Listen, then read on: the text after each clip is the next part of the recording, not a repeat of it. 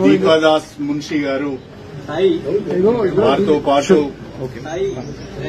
AICC సెక్రటరీలు చౌదరి గారు, విష్ణు గారు, ఏఐసిసి ప్రతినిధులుగా, పిసిసి ప్రతినిధులుగా సోదరులు మల్లు రవి గారు, సోదరులు సంపత్ గారు, సోదరులు డాక్టర్ సత్యనారాయణ గారు, రోహిత్ రెడ్డి గారు, వీళ్ళందరూ కూడా ఈరోజు మా ఇంటికి రావడం జరిగింది.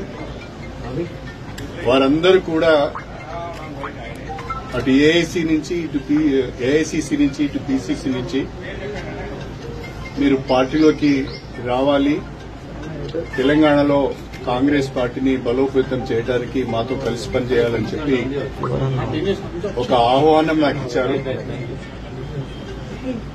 నేను నా శ్రేయోభిలాషులు, నాతో ఇన్ని రోజులు కలిసి ప్రయాణం చేసిన కార్యకర్తలు, వాళ్ళందరితో కూడా మాట్లాడి త్వరలోనే నా నిర్ణయాన్ని చెప్తానని చెప్పి పెద్దలు దాస్ మున్షి గారికి తెలియజేయడం జరిగింది. In a day or two I will take a decision after consulting my followers and after consulting my well-wishers and my workers. నేను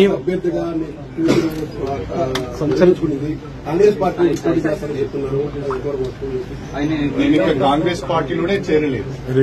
అప్పుడే కాంగ్రెస్ పార్టీ అభ్యర్థిగా పోటీ చేస్తామని ఎలా చెప్తారు? కాబట్టి yet I have not taken a decision. పోటీ చేసే అవకాశం ఉన్నాయి.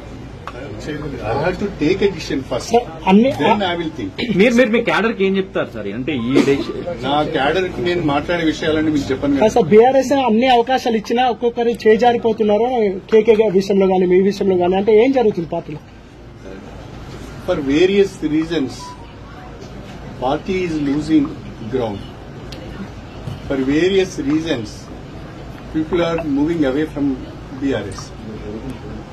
So, to serve the people and to do something for the constituency, we have to take a decision. We have to take a call. ఉమ్మడి వరంగల్ జిల్లాలో